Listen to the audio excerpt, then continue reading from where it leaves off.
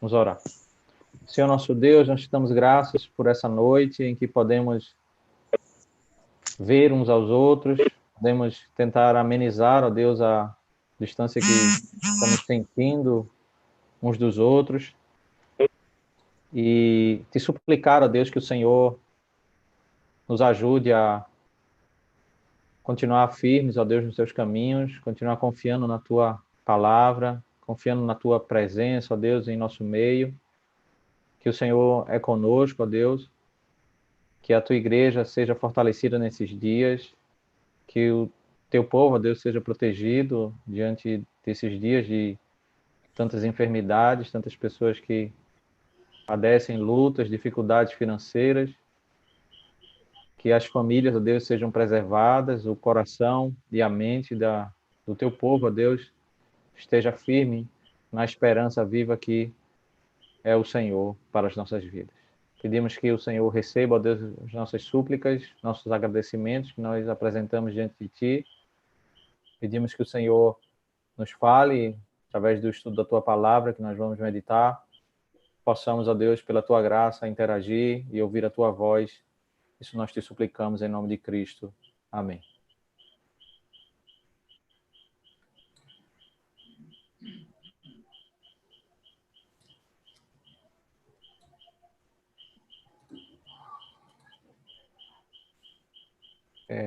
Eu tinha desativado o microfone porque estava um ruído, mas agora eu estou ativando o microfone de todos. E aí, mais alguém quer fazer uma oração voluntária?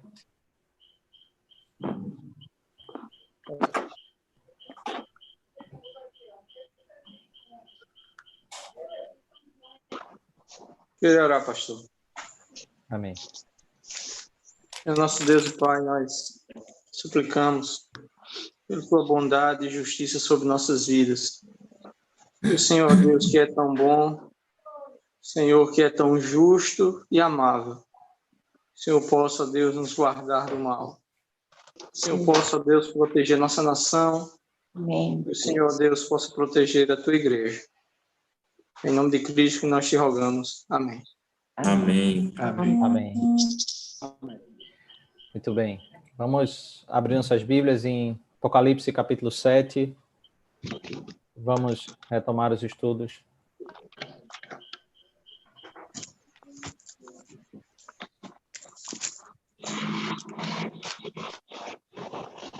E nós podemos lembrar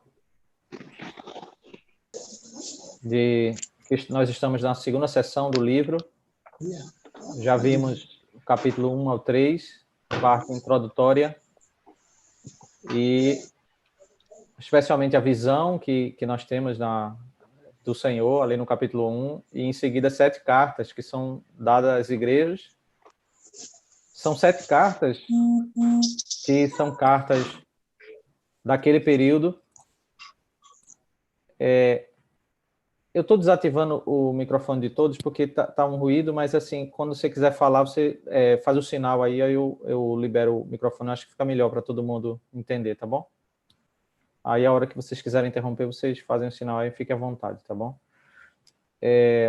As 7 cartas, elas são dadas às igrejas daquele período, daquele contexto, mas nós podemos nos lembrar que a exortação que é dada àquelas igrejas é sempre com uma aplicação para todas as igrejas, porque sempre diz que todas as igrejas ouçam o que o Espírito diz às igrejas. Então, é dada para todas as igrejas de todas as eras. E sempre essas igrejas elas estão sendo exortadas a voltarem os olhos para esse dia em que elas vão se encontrar com o Senhor, que o Senhor vai voltar.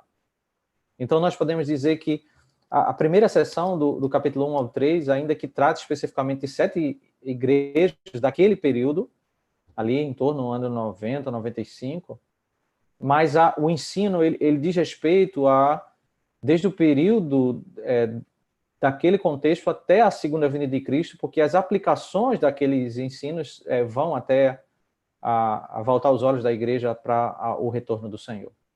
E aí nós chegamos no capítulo 4 ao 7, nós temos a segunda sessão do livro. Nessa segunda sessão, Nós já vimos no capítulo 4 a visão do trono de Deus. No capítulo 5 nós vimos o livro e o cordeiro, quando Cristo ele é dito que ele é digno de abrir o livro, porque ele foi morto, ele ressuscitou, e nós temos uma cena da coroação. Cristo, depois da sua ascensão, ele é coroado, ele que sempre foi rei, desde toda a eternidade, mas o aspecto aqui, ele é como Deus homem sendo coroado como rei redentor de todas as nações. E ele, no capítulo 6, ele abre os selos, ele é dito que ele é digno de abrir o livro, e o capítulo 6 é que nos diz o que é o conteúdo desse livro. Os selos, eles são como aquilo que é aberto, né? Aquelas amarras que ficam no livro, que são tiradas pouco a pouco, e à medida que são tirados os selos, os decretos de Deus são descortinados e derramados na humanidade. Então, o que nós temos, e nós vimos no capítulo 6, são 4 selos, que são 4 cavalos, que são com os cavaleiros que enviam juízos sobre toda a terra. O 5º selo é o clamor dos salvos que estão na glória, clamando por justiça. E o 6º selo já é o dia do juízo final. Então, é como se o capítulo 6 ele nos narra, pegando essa cena do capítulo 5, que é Cristo assunto aos céus, ele vai, do contexto do capítulo 5 até o final do capítulo 6, ele vai dessa estrutura entre a primeira vinda até a segunda vinda. Então, o que é o capítulo 7? O capítulo 7, ele vai mencionar o mesmo período de tempo do capítulo 6, só que ele vai tratar onde está a igreja nesse contexto em que os juízos de Deus estão sendo derramados na terra. Então, nesse sentido, o capítulo 7 ele não é cronologicamente posterior ao capítulo 6. Ele ocorre simultaneamente ao capítulo 6, só que o foco do capítulo 6 é a ira de Deus sendo derramada sobre o mundo, mas especialmente por causa dos ímpios. Mas o capítulo 7 é onde está a igreja neste cenário em que as pragas são derramadas ao longo da história da humanidade entre primeira e segunda vinda. Né? Essa é a proposta do capítulo 7. Então, o capítulo 7 vamos dividir em 2 partes, verso 1 ao verso 8. Nós temos isso é muito importante nós entendermos isso, é uma descrição simbólica de como a igreja é protegida antes da abertura dos 6 selos. Se o capítulo, veja, ele está como que voltando à cena do capítulo 6 e está agora descrevendo se Deus está derramando a ira, as pragas na humanidade, onde está a igreja? E aí o capítulo 7, verso 1 ao 8, ele retrata o que é que ele faz com a igreja antes mesmo de derramar essas pragas na história da humanidade. Mas a Apocalipse ele tem uma marca que sempre os símbolos são explicados, e por isso o versículo 9 até o verso 17 nós temos uma descrição mais explicada, não agora com tantos símbolos como do verso 1 ao 8, mas agora com algumas explicações até para entendermos o verso 1 ao verso 8. Nós temos algumas explicações do que ocorre após os 6 selos. Então, perceba, o verso 1 ao verso 8, o que ocorre antes dos 6 selos, e o verso 9 ao verso 17 é o que ocorre após os 6 selos. Então, nós temos de uma extremidade à outra do capítulo 6, aqui no capítulo 7. Né? Temos esses dois extremos, né? Antes dos 6 selos, antes do derramar da ira, verso 1 ao verso 8, e após o derramar da ira, que é basicamente o 6º selo, o dia do juízo final, é o capítulo 7. Né? Não, nós já falamos, não se trata dessa cronologia, né? O capítulo 7, isso é uma forma de ler o livro do Apocalipse de forma errada, você entender que cada capítulo está cronologicamente após o outro, e aí nós temos um problema, porque muitas vezes os capítulos estão, como é esse o caso, o capítulo 6 e 7 estão lado a lado, com ênfases diferentes. Né? O capítulo 7 ele vem para responder uma pergunta. Né? Veja qual é o último versículo, né, Eu vou pedir para a Raquel ler aí, capítulo 6, verso 17. Por favor, Raquel, leia para a gente aí o que diz. Capítulo 6, verso 17. Verso 17. Porque chegou o grande dia da ira deles. E quem é que pode suster-se? Então, vocês lembram-se que no final do capítulo 6, quando não tem mais saída sobre os ímpios, o grande dia da ira do Senhor, e eles estão desesperados, eles entram debaixo das rochas, e a pergunta, quem é que pode ficar de pé? Quem é que pode se subsistir, suster-se, ficar de pé diante do Senhor? Quem é que pode ser aprovado por Ele? Em outras palavras, é isso.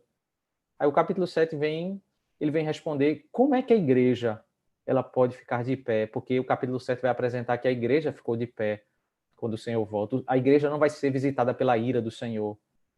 Então o capítulo 7 ele vem responder essa pergunta que é levantada e que os ímpios eles não conseguem ser aprovados e ficarem de pé diante do Senhor, mas a igreja sim, ela fica de pé. Então o capítulo 7 ele vem responder essa pergunta, né? Uma descrição simbólica, vemos aí o verso 1 ao verso 3, o texto diz: depois disso, vi 4 anjos em pé nos 4 cantos da terra, segurando os 4 ventos da terra, para que nenhum vento soprasse sobre a terra, nem sobre o mar, nem sobre árvore alguma. Vi outro anjo que subia do nascente do sol, tendo o selo do Deus vivo. Ele gritou com voz bem forte aos 4 anjos, aqueles que tinham recebido poder para causar dano à terra e ao mar, dizendo: não danifiquem nem a terra, nem o mar, nem as árvores, até marcarmos com um selo a testa dos servos do nosso Deus. Né? Quem são esses 4 anjos? Né? Quem quiser falar, fica à vontade. O que é que vem à sua mente aí? Quem são esses 4 anjos? À luz do que nós temos visto aí.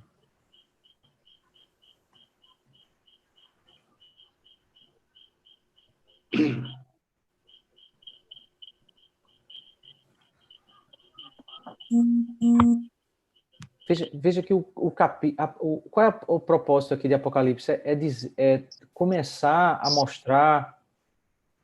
Ele está explicando que o capítulo 7 deve ser lido em conjunto com o capítulo 6. Foram 6 selos no capítulo 6. Não sei se alguém falou aí. Foram 6 selos no capítulo 6. Mas quantos selos são de derramar da ira? São 4 selos. Os 4 primeiros cavaleiros, né? Os 4 primeiros selos. E fica claro, à luz do Apocalipse, que esses cavaleiros que são enviados, eles são anjos que são enviados da parte do Senhor para derramar a ira de Deus na sociedade, na humanidade, na terra, ao longo da história. Então, os 4 anjos estão de pé nos 4 ventos da terra. É interessante eles estão nos 4 cantos da terra, segurando os 4 ventos da terra. Nós já dissemos que muitas coisas parecem enigmáticas em Apocalipse, mas elas não são tão enigmáticas quando nós conhecemos o contexto do Antigo Testamento. Então, nós já vimos que o capítulo 6, ele cita Zacarias, capítulo 6, e lá no próprio livro de Zacarias, capítulo 6, verso 5, ele diz que os 4 ventos são os 4 cavalos. Então, o leitor de Apocalipse ele já estava entendendo que os 4 anjos eles estão segurando os 4 ventos. É como se aqueles 4 cavalos eles estão sendo impedidos de sair ainda por um pouco de tempo. Veja, ele está voltando à cena do capítulo 6, que saíram os 4 cavalos, mas ele está descrevendo agora o que aconteceu um pouco antes desses cavalos saírem. Momentos antes, o Senhor segurou eles, susteve eles, e agora eles foram impedidos de sair. Eles foram impedidos de sair até que algo acontecesse da parte do Senhor. Então, esses 4 ventos são os 4 cavalos. E aí o que nós temos no verso 2 é que um outro anjo subia do nascente do sol, tendo o selo do Deus vivo, e grita aos 4 anjos Então, esse selo não é os 6 selos do capítulo anterior, que são selos que amarram sobre os livros, mas é um selo da parte de Deus, uma marca da parte de Deus. E esse anjo que vem da parte de Deus, ele dá uma ordem aos 4 anjos que são enviados de Deus para enviar juízo sobre a terra. Ele grita aos 4 anjos, e aqui ele diz, veja, ele diz, o final do verso 2 diz que tinham recebido o poder para causar dano à terra e ao mar, dizendo, não danifiquem nem a terra nem o mar, nem as aves, até marcarmos com o selo a testa dos servos do nosso Deus. Em outras palavras, ele diz, não façam por um momento aquilo que vocês foram enviados para fazer. Aquilo que são os 4 primeiros selos, não façam agora, esperem um pouco, até que aqueles que pertencem a Deus sejam marcados com o selo de Deus. O selo aqui representa a marca de que Deus protege o seu povo, daqueles que são eleitos, aqueles que são separados pelo Senhor. A ira de Deus vai se derramar na história da humanidade entre primeira e segunda vinda. Mas antes que isso ocorra, Deus ele separa o seu povo. Não é que o povo não vai sofrer as sequelas ou as dificuldades que ocorrem na terra, de pestes, guerras, lutas e sofrimentos que ocorrem no longo da história da humanidade. Mas Deus sempre trata o seu povo de modo especial. Eles são selados. Também, quando a igreja ela lia essa referência do verso 3, que a igreja seria selada na testa, também não era algo novo, porque eles estão lendo um texto, eles estão lembrando de um texto de Ezequiel, capítulo 9, verso 3 a verso 6, quando diz que o povo de Deus seria selado na testa. É uma linguagem simbólica para dizer o Senhor vai proteger o seu povo, os seus servos. O Senhor vai proteger os seus servos antes de visitar o povo com juízo. Deilson, quer fazer a pergunta? Pastor, como nós sabemos que existem 2 gerações, né?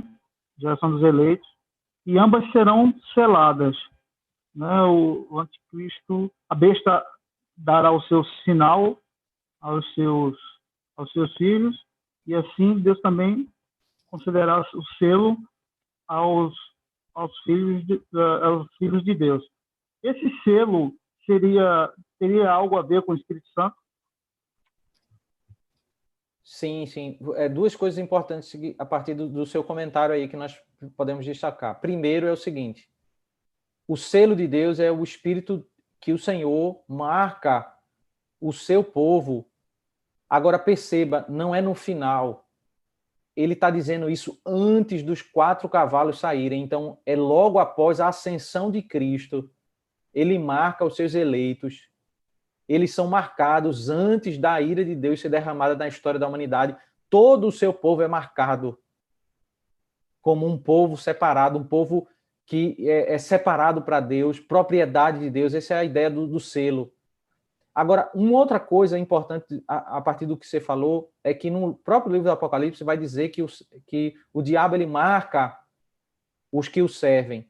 Então, essa é uma marca do livro de Apocalipse, é que o diabo ele é um imitador. Deus, o Pai, enviou o seu Filho, Cristo.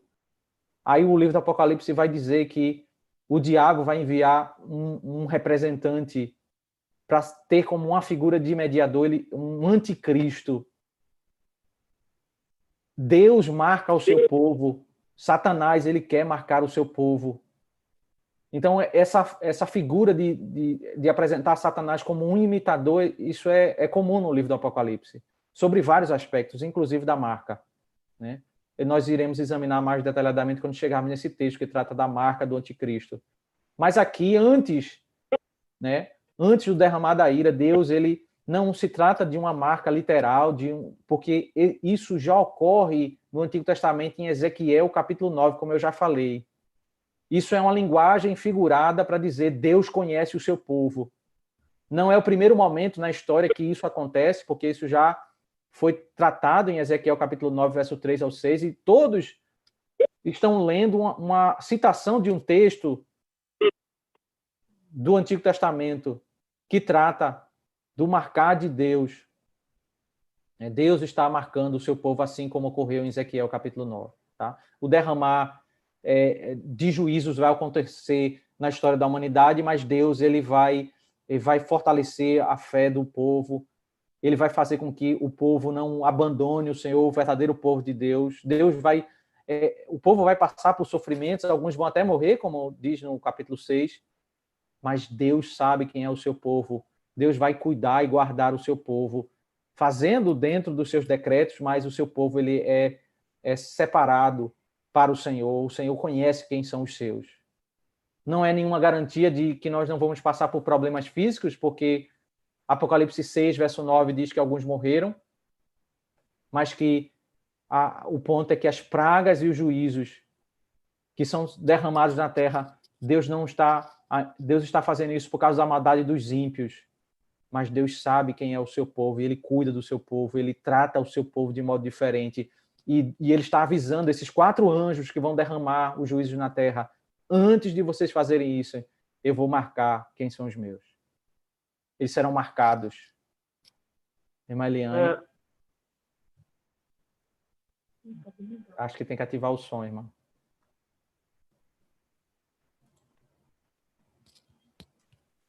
Esse período pode ser considerado o período da grande tribulação? Me ouviu? Então, eu ouvi. Então, esse período é o mesmo do capítulo 6. Ele está descrevendo o que ocorre antes da saída dos 4 selos, da ascensão até a segunda vinda de Cristo. Esse período do capítulo 7 é o mesmo período de Mateus 24, que descreve que ao longo da história vão ocorrer guerras, pragas, fomes, pestes. Tudo isso vai acontecer por decreto de Deus. Vai ter momentos em que isso vai passar e que isso vai voltar. Mas ao longo desse todo o tempo vão acontecer várias pragas e várias derramar da ira de Deus. Mas Deus ele marca o seu povo antes dessas iras serem derramadas ao longo da história. Então, não é um curto momento específico antes da segunda vinda de Cristo, mas é da ascensão até a segunda vinda de Cristo. Certo. Ok. Só complementando a pergunta, esse selo, ele é concedido a partir do momento da conversão. Procede? Porque o senhor está sempre nos chamando a atenção para que a gente não se apegue a uma cronologia. Sim. Mas o senhor acabou de relembrar também que isso vai ser essa concessão desse selo vai ser momentos antes da segunda vinda. No entanto, todos os filhos de Deus recebem esse selo no decorrer da história, tanto no Antigo Testamento, Ezequiel, como o senhor citou, os crentes do Velho Testamento, quanto os da Nova Aliança. Então, assim, essa passagem, ela descreve todo o decurso da história da humanidade? É bem colocado. Veja, o decreto, ele ocorre no momento da ascensão em que Cristo envia os 4 cavaleiros. Ali foi emitido um decreto. O meu povo está protegido. Mas, de fato, o selo ele é aplicado, o decreto ele é aplicado no momento da conversão de cada indivíduo. Né? É assim que os comentaristas eles tratam esse texto. Mas o decreto ele é feito antes da saída dos 4 selos. Ali já havia alguns crentes na terra, então eles são selados. Mas muitos outros seriam convertidos ao longo da história. Alguns iriam até nascer. Eles são selados somente na hora da conversão, tá bom? Mas o foco da narrativa é a proclamação desse decreto antes da saída dos 4 cavalos, antes que se derrame a ira sobre a terra. Deus sabe e ele não trata todos que estão na terra da mesma forma. Ele conhece quem é o seu povo. Esse é o ponto. Tá? Então, o versículo 4 agora, nós vemos aqui uma outra parte desse texto, quando diz: ele começa a falar uma linguagem simbólica, fazer uma contagem e de onde procedem esses selados, né? Então, ouvi o número dos que foram marcados com selo, eram 144.000 de todas as tribos dos filhos de Israel. Então, João está vendo e ele está ouvindo, né, diálogos daquilo que o Senhor está revelando a ele. E aí, quando ele está vendo e ouvindo, ele ouve a informação sobre o número dos que foram marcados com selo, o número dos que foram separados, selados como propriedade de Deus, 144.000 de todas as tribos dos filhos de Israel, né? Então, a informação importante aqui é a contagem, é o número, 144.000, e a descrição de que eles são dos filhos de Israel, né? Então, à luz de todo o capítulo, nós vamos entender que essa primeira parte, verso 1 a verso 8, é uma linguagem simbólica, é comum no livro do Apocalipse. Tem uma linguagem simbólica e depois a explicação. Então, os 144.000, todo número no livro do Apocalipse, ele não é aleatório. Ele sempre é trazido dentro de um significado que é comum no livro. Então, quando nós chegarmos em Apocalipse 21, nós vamos ver que 144 é uma referência às 12 tribos de Israel e 12 apóstolos. Essa é a marca da igreja, esse é o fundamento da igreja. A igreja de todas as eras, ela é descrita como a igreja dos 12 tribos e 12 apóstolos. É uma referência sobre toda a igreja de todas as eras. E o número 1000 no livro de Apocalipse, ele é um número que se caracteriza por essa ideia de um número, a ideia de que não se pode contar um período de tempo muito longo ou um número muito grande. Esse é o significado do livro do número 1000 dentro do livro do Apocalipse, né? Então, ainda que ele está dizendo, ó, eu vi a contagem e significa 144.000, de fato, no bloco seguinte que nós vamos ter uma explicação mais detalhada sobre isso quando nós chegarmos no verso 9, porque dentro da estrutura do livro nós temos símbolo e depois explicação. 144.000 é a linguagem para dizer sobre o número de todos os salvos, de todas as eras em que nós não podemos contar, tá? Nós vamos ver quando chegarmos no verso 9. Mas já há alguns indícios de que ele não está usando uma linguagem literal, mas primeiro porque ele fala das tribos de Israel, e aí ele começa a enumerar as tribos, né? Eram 144.000 de todas as tribos de Israel, da tribo de Judá foram marcados com o selo 12.000. Ele começa aqui, e por isso é tão importante nós conhecermos um pouco do Antigo Testamento, especialmente do livro de Números, daqueles censos que ocorrem no livro de Números, aquelas contagens, porque tudo que ocorre na ordem, isso tem um significado muito importante dentro daquele censo que é estabelecido ali no livro de Números. E aqui ele cita o número dos filhos, das tribos, mas ele altera a ordem. O primogênito, que é Rúben, não está em primeiro vem Judá. O primogênito ele é colocado mais atrás, e agora aquele que encabeça a lista das tribos de Israel é Judá. Porque a profecia em Gênesis 49, verso 10, é que o Messias viria de Judá e que por meio daquele que vem de Judá, todos os povos, todas as nações viriam até ele. Perceba, nós já temos o primeiro elemento aqui que indica que ele não está fazendo uma listagem de judeus convertidos. Porque ao colocar Judá como encabeçando toda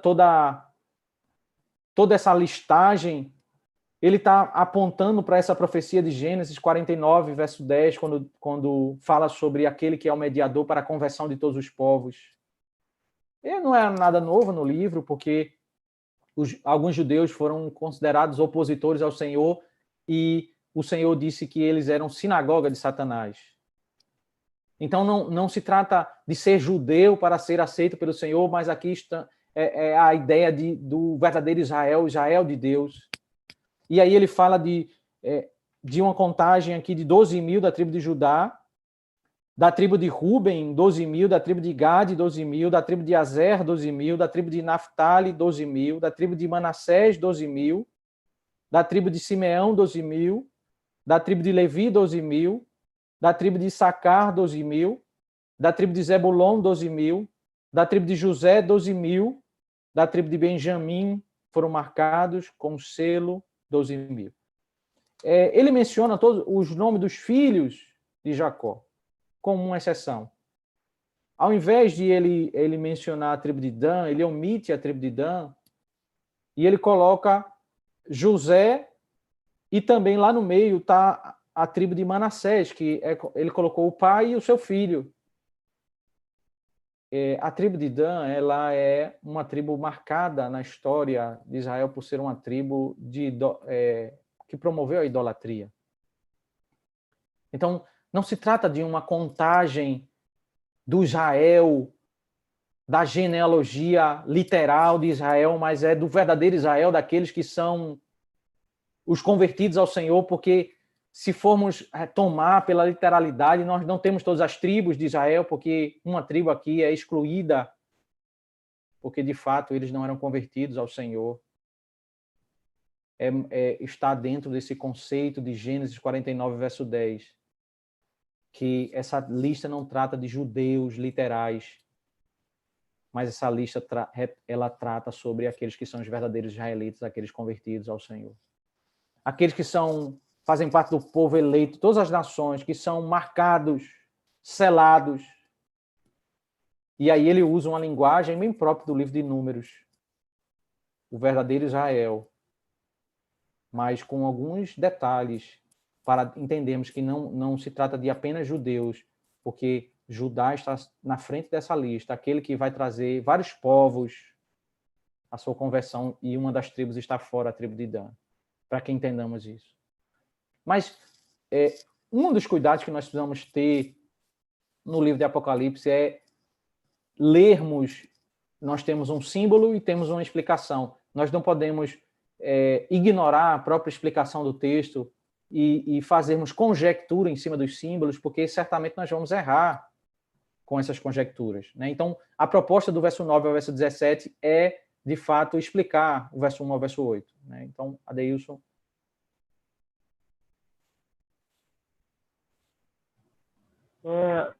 Pegando esse gancho da omissão da tribo, que você citou agora, além de omitir a tribo de Dan, ele acrescenta José, né, e cita o filho dele, Manassés, mas aí falta Efraim. Esse é um primeiro ponto. E o segundo seria, esse versículo 4, seria a resposta do versículo 17 do capítulo 6, quem pode subsistir, e ao mesmo tempo do versículo 11 do capítulo 6, quando a igreja triunfante, né, o Senhor aconselha a esperar mais um pouco até que se complete o número de seus conservos. Esse seria o número, então, remanescente, o número que estava faltando para que respondesse essa pergunta do capítulo 6. Sim, perfeito. A resposta esse é o número total, né, que vai ser explicado no verso 9, que essa linguagem simbólica significa o número de todos os salvos que ninguém pode contar. Esse é o significado de 144.000. Mas veja, o ponto não é uma omissão de Efraim, porque ele cita o nome de todos os filhos de Jacó. Então, o ponto não é que Efraim não está, mas é que Manassés está. Se ele vai mencionar o nome de todos os filhos, então ele não deveria ter mencionado Manassés e mencionar Dan. Mas ele tira Dan para mostrar que a tribo da idolatria, o judeu que não se converteu, ele não está nessa lista. O judeu não convertido, ele é descendente de Abraão, mas ele está fora da lista. E aí ele acrescenta, porque José tem essa marca, né, de receber os descendentes de José, de receberem uma dupla bênção, né? Ele foi aquele rejeitado pelos irmãos, e na hora em que se tira da listagem Levi, porque ele não vai ganhar terra, a tribo de José termina com porção dobrada, porque tem Efraim e Manassés, se tornam tribos, né? Então nós temos essa ideia, né, de que eles foram abençoados, a tribo de José, está dentro desse contexto, mas o foco é o verdadeiro Israel, né? Esse que está dentro dessa contagem, né? Então, um cuidado muito grande no livro do Apocalipse é nós não tomarmos pressa de entendermos os símbolos, ignorando as suas explicações, né? Então, a proposta aí do verso 9 ao verso 17 é explicar um pouco dessa linguagem um pouco simbólica, né? Do verso 1 ao verso 8, tá? Então, vamos ver aí o verso 9. Existem duas inversões aqui, né? No verso 9 ao verso 17. Primeiro é que a narrativa, e eu preciso entender isso, né? Ela avança do início. Se o verso 1 ao verso 8 tratou do início antes dos selos, o verso 9 ao verso 17 ele vai para o final dos selos, né? Ele vai exatamente ao sexto selo, que é o dia o dia do juízo, né? Ele vai para esse sentido, né? E aqui ele começa explicando um pouco a parte final do verso 4 ao verso 8. Ele vai explicar essa contagem, né? O foco aqui, ele começa tratando sobre essa contagem, né? O verso 9 diz: depois dessas coisas, vi e eis grande multidão que ninguém podia contar, de todas as nações, tribos, povos e línguas, em pé diante do trono e diante do Cordeiro, vestido de vestes brancas, com ramos de palmeira nas mãos. Algumas traduções diz com palmas nas mãos. A sua diz palmas nas mãos. E algumas pessoas imaginam que é as pessoas batendo palmas no livro do Apocalipse, mas é palmas de palmeira, tá? É um ramo de árvore que eles estão nas mãos, né? Que ali é chamado de palma. Então, o verso 9, ele vai explicar essa linguagem simbólica, o que é os 144 mil, né? 144 mil significa uma multidão que ninguém podia enumerar. O que significa o verdadeiro Israel, aquilo que foi dito de todas as tribos dos filhos de Israel no verso 4 e que foi enumerado do verso 4 ao verso 8. O significado é uma multidão que ninguém pode contar, de todas as nações, tribos, povos e línguas. E onde é que eles estão? Eles estão em pé. Quem pode ficar de pé? Os salvos podem ficar de pé diante do Senhor. Porque diante da vinda do Senhor, que ele vem com ira, o Senhor não vem com ira para com o seu povo. Um povo que é marcado, um povo que é purificado, que é perdoado, um povo que é redimido, um povo que está de pé não pelo seu mérito, mas pela graça de Cristo, pela misericórdia da obra de Cristo. Eles estão de pé aqui. Essa linguagem em Apocalipse, estar de pé, significa estar ressurreto. Por isso ele vai de uma ponta a outra. Agora ele já passou o dia da ira, eles estão ressurretos diante do Senhor, com vestes brancas, como disse aí a Adeilson. Se cumpriu Apocalipse 6:11, né? Eles ao longo do período entre a primeira e a segunda vinda, eles tinham que aguardar o número dos eleitos, mas agora esse número se cumpriu.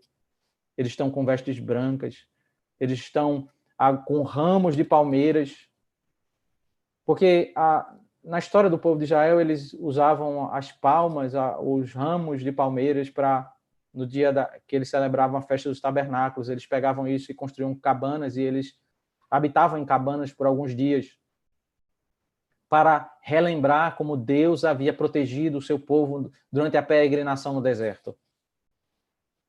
A história do Êxodo, ela representa a nossa peregrinação aqui na Terra. A história em que o povo caminhou no deserto por 40 anos representa o sofrimento do povo de Deus entre a primeira e a segunda vinda.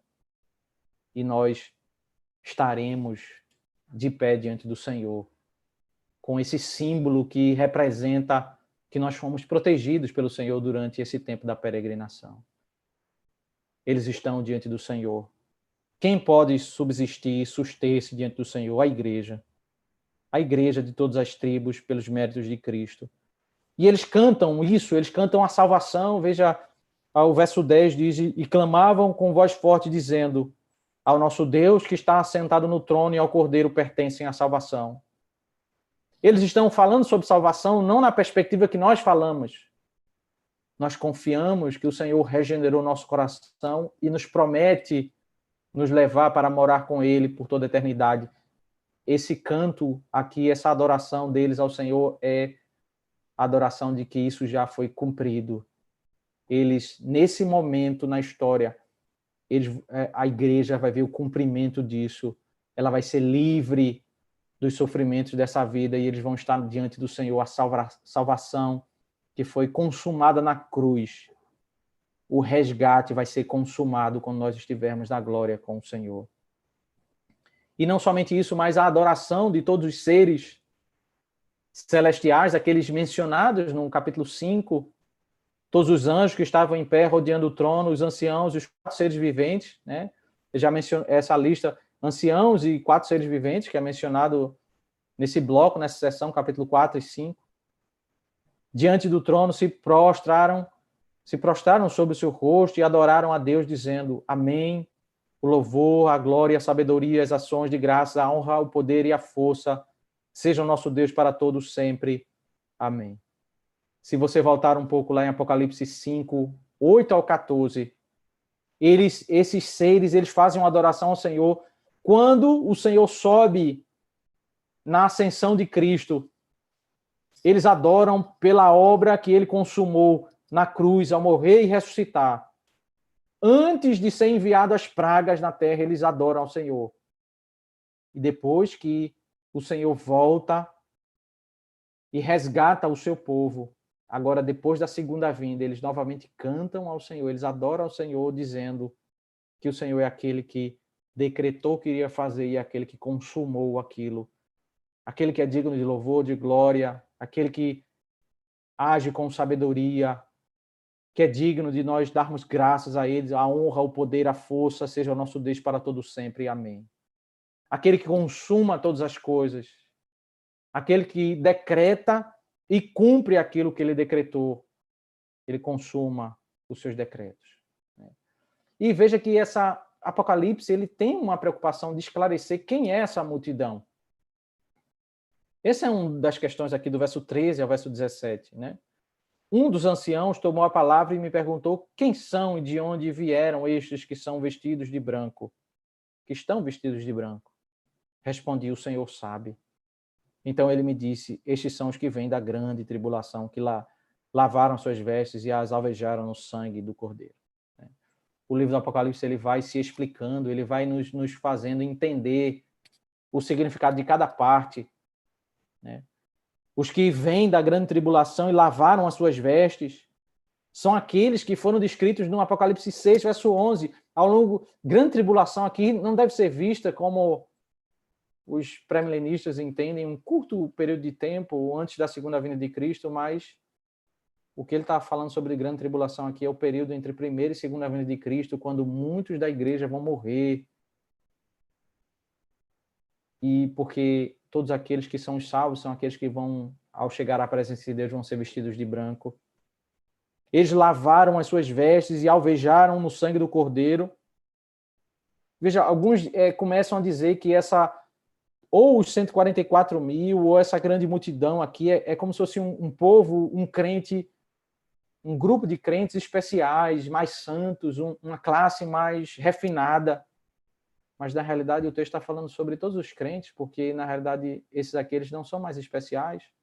Eles não têm mérito diante do Senhor. O que faz eles estarem ali é que eles são lavados pelo sangue do Cordeiro. Eles foram alvejados e, por isso, pelos méritos de Cristo, eles estão ali na presença do Senhor, eles estão diante do Senhor. Esse é o grande mérito deles.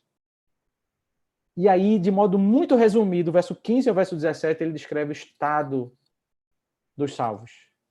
O estado eterno daqueles que foram redimidos no final, após a segunda vinda, quando os ímpios são destruídos, a igreja tem um estado eterno com o Senhor. Por isso estão diante do trono de Deus e o adoram de dia e de noite no seu santuário. E aquele que está sentado no trono estenderá sobre eles o seu tabernáculo.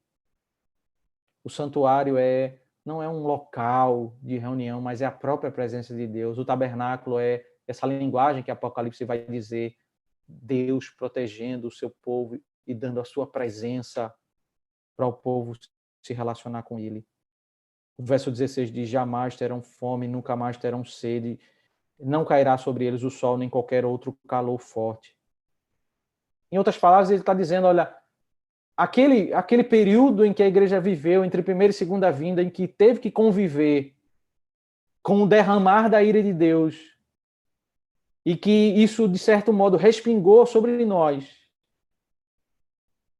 não mais teremos as dificuldades da vida, os problemas que nós temos nesse viver, as dificuldades dessa terra, problemas com o sol, o calor do sol, a ira de Deus sendo derramada na própria criação, que afeta a fome e sede, que é uma das pragas que é derramada, das dificuldades que é derramada na história da humanidade pela mão do Senhor, que respinga certamente sobre nós. Nós seremos tirados dos problemas dessa vida, pois o Cordeiro que está no meio do trono os apacentará e os guiará para as fontes da água da vida, e Deus lhes enxugará dos olhos toda lágrima. Seremos guiados, apacentados, seremos alimentados, seremos saciados, seremos livres de todos os problemas que nós enfrentamos nessa vida. 3 versículos, verso 15 ao verso 17, para descrever o estado eterno. Obviamente, existe muito mais informações e detalhes para falar sobre o estado eterno. Mas qual é o foco do capítulo 6? É descrever como está a igreja entre a primeira e a segunda vinda. A igreja é protegida e essa proteção será verificada quando a igreja ficar de pé. E a resposta do capítulo 6, verso 17, será evidenciada. Quem pode ficar de pé? A igreja. Diante da ira do Senhor, a igreja fica de pé, porque a igreja foi purificada pelos méritos de Cristo. Obviamente, o livro ele vai avançar e vai, especialmente do capítulo 20 ao capítulo 22, a última seção do livro, o objetivo é pegar esses 3 versículos e detalhar qual é o estado eterno. Então, o Apocalipse ele vai narrando entre primeira e segunda vinda em várias sessões e vai estabelecendo focos específicos do que ele quer destacar em cada sessão. Essa sessão, o capítulo 6, destaca como estão os ímpios, como os ímpios e a humanidade vai ser visitada pela ira de Deus na história. Capítulo 7 é e a igreja ela é separada, é protegida pela mão do Senhor. Eu queria destacar 3 aplicações que nós podemos extrair desse texto. Primeiro é sobre gratidão.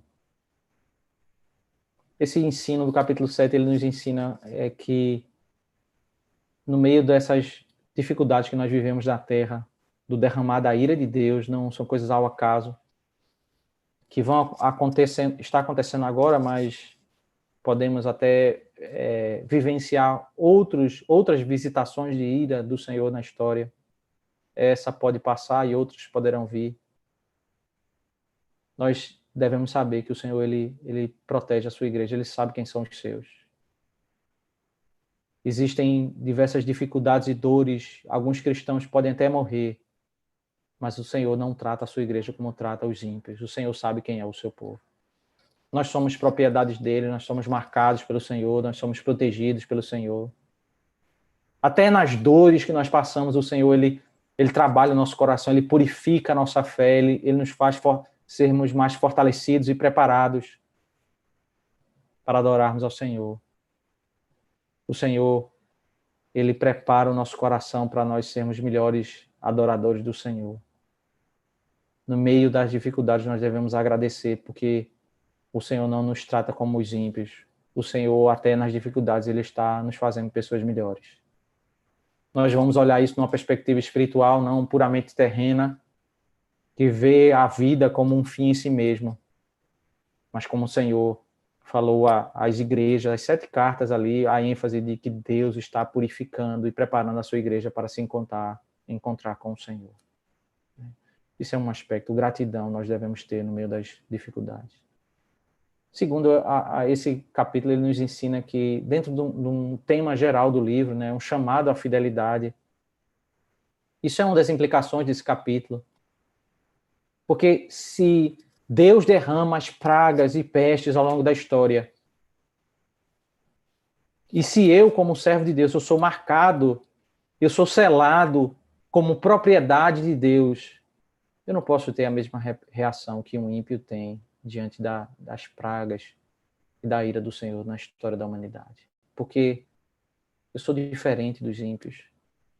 Não pode existir no meu coração desespero ou alguma perspectiva de caos, de que as coisas acontecem por acaso. Pelo contrário, a própria Escritura, o livro do Apocalipse, ele serve para nos explicar que isso é cumprimento de profecia, que a verdade de Deus está se cumprindo, Deus está anunciando em pequena medida o que ele vai fazer no grande dia da ira, e ele está convocando. As pragas servem como uma convocação da humanidade para que a humanidade se arrependa perante o Senhor. Para que eles entrem em conciliação com o Senhor antes que o Senhor venha se encontrar com eles em ira. Devemos permanecer fiéis ao Senhor, crendo no Senhor, na sua soberania. Que o Senhor é aquele que dirige cada evento da história. Porque nos dias mais difíceis nós somos também chamados para adorar. Mas o modo como nós somos tratados diferentes pelo Senhor, protegidos pelo Senhor, deve nos conduzir à adoração ao Senhor. Esse capítulo também certamente reforça, especialmente a parte final, do verso 9 ao verso 16, né? 17, a nossa esperança. As pragas ocorrem entre primeira e segunda vinda. E nós estamos nesse mundo, né, quando no Egito, que o Egito ele ilustra isso que ocorre entre primeira e segunda vinda. As pragas foram derramadas e o rio foi contaminado, a água virou água de sangue, ou as rãs. Ainda que em alguns momentos o povo de Deus foi preservado, Deus fez diferença entre o povo de Deus e o povo do Egito. Mas as pragas do Egito terminaram respingando e o povo de Deus conviveu com certa dificuldade no meio daquelas pragas. As pragas e a ira de Deus derramada na história, elas nos afetam. Nós estamos em casa, não estamos nos reunindo. Alguns de nós ficam doentes. Alguns chegam até a morrer.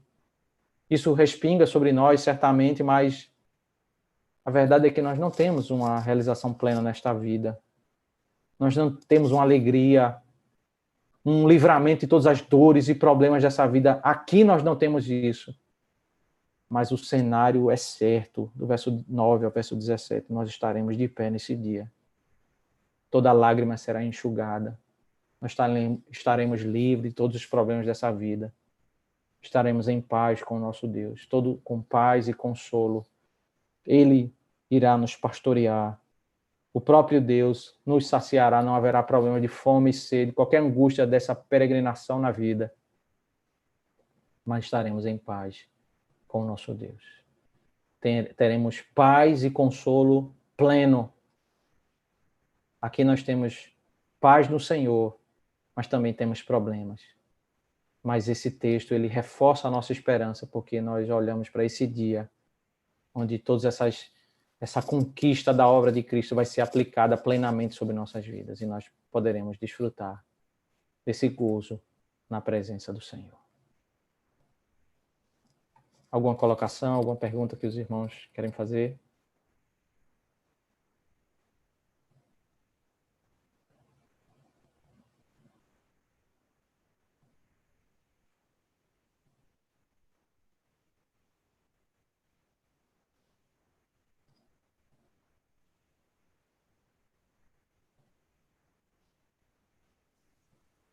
Pastor. Há uma passagem que diz que, se eu não me engano, se não falha a memória, acho que é em Timóteo ou Tessalonicenses, que diz que, falando também sobre o final dos tempos, e que só existe um que até agora resiste, até que do meio seja tirado. Né? Ou seja, quando o Ministério da Justiça opera, só há um que lhe resiste, até que do meio seja tirado. Essa passagem aqui que a gente falou sobre de Apocalipse que retrata sobre o juízo de Deus, tem a ver com essa passagem? Em parte. Veja, o foco do capítulo 6 e o 7 é fazer um panorama entre primeira e segunda vinda. Não é pontuar eventos específicos, mas é um panorama, uma visão geral. Quando nós chegarmos mais ao fim do livro do Apocalipse, ele vai descrever cenas mais específicas, eventos mais detalhados do que ocorre antes da segunda vinda de Cristo. Um desses eventos é o aparecimento do anticristo. E associado ao aparecimento do anticristo, tem um tempo de grande dificuldade que vai acontecer, de grande perseguição, de terrível juízo, de um derramar da permissão de Deus para Satanás agir com seus anjos e fazer diversas destruições aqui na Terra. Então é sobre isso que aquele texto lá de Tessalonicenses está falando, é sobre esse curto período de ação maligna antes da segunda vinda de Cristo. Mas isso o capítulo 6 e 7 não trata, porque a visão aqui é geral. Mas perceba, é bom você colocar esse ponto, porque isso é importante para ilustrar. O livro, ele trabalha assim, ele faz uma visão geral e depois ele focaliza um ponto específico, uma cena específica, e aí ele vai esmiuçar detalhadamente. Então, não temos meras repetições. Você veja, ainda que o capítulo 7 repete o tempo que é tratado no capítulo 6, mas a abordagem é completamente diferente. Ele está descrevendo uma outra cena. Panorama geral, né? É um panorama então, geral. No capítulo 7, quando ele fala, esses são esses que lavaram, têm as vestes brancas, que lavaram o sangue no cordeiro, são os que vieram da grande tribulação. Então, eu posso entender que essa grande tribulação não é uma perseguição específica, mas a soma de todas as perseguições que a igreja sofreu ao curso da história. Eu entendo que essa expressão em Apocalipse 7 é usada para falar do período todo, entre primeira e segunda vinda. Tá? Mas ele vai mais à frente, né, ele vai descrever um período que é de grande dificuldade, grande ação maligna, mais adiante. Tá? Daisy? Queria falar, Daisy? Só para agradecer o esclarecimento aí sobre o 144 mil, porque até hoje eu não gostava do livro de Apocalipse, porque eu ficava contando e não tinha uma vaga para mim dentro de 144 mil. Sempre tinha pessoas mais crentes do que ele. Eu tô fora, não é possível, não vocês. Porque até hoje, sério mesmo, eu não vi uma explicação sobre esse texto. Eu não sei se os preletores que eu vi, eles fugiam por não saber o que trazer mesmo à tona, ou se foi ingenuidade minha até de procurar mais a fundo saber sobre isso. Mas é sério mesmo, eu não gostei. Eu até falei a Luísa, eu digo, não vou entrar no grupo, não. Vai falar sobre Apocalipse, meu filho. Não dá certo não esse negócio de Apocalipse. Que bom. O livro do Apocalipse, a gente precisa entender que ele próprio explica, né? Então, a abordagem é essa.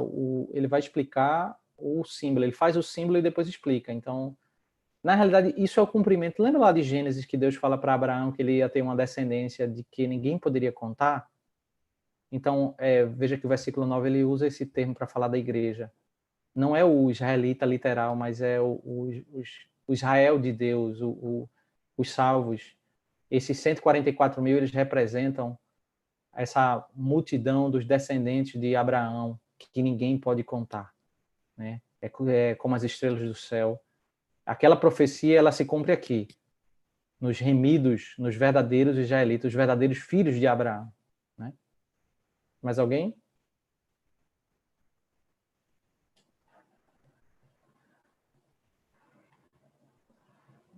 Vai falar nada, Raquel?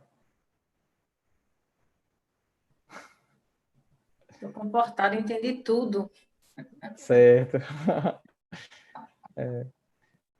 Tá bom, meus irmãos. Deus abençoe. Muito bom estarmos aqui meditando a palavra de Deus. Vamos orar e encerrar esse tempo de estudo da palavra de Deus, tá bom? Ô, pastor, Oi. Adeilson tem direito ao microfone, né? Chiquérrimo ele, viu, Adeilson? Vou providenciar para o Pretinho também. Isso é, você foi cutucar a onça aí com vara curta? Não. Tá bom, vamos orar. Obrigado, Senhor, pela tua santa palavra, pelas verdades, ó Deus, que nós ouvimos aqui, a garantia que nós temos, ó Deus, que o Senhor nos conhece, o Senhor sabe quem é o seu povo, que o Senhor não nos trata como os ímpios, como nossa esperança, nossa fé renovada. Nós somos chamados, ó Deus, a fortalecermos o nosso coração diante de Ti e da Tua palavra, Senhor. Nos abençoa, Deus, nos guarda, aplica a Tua palavra em nossos corações e nos faz crescermos, ó Deus, no ensino da Tua verdade. Isso nós oramos, nós te agradecemos, em nome de Cristo.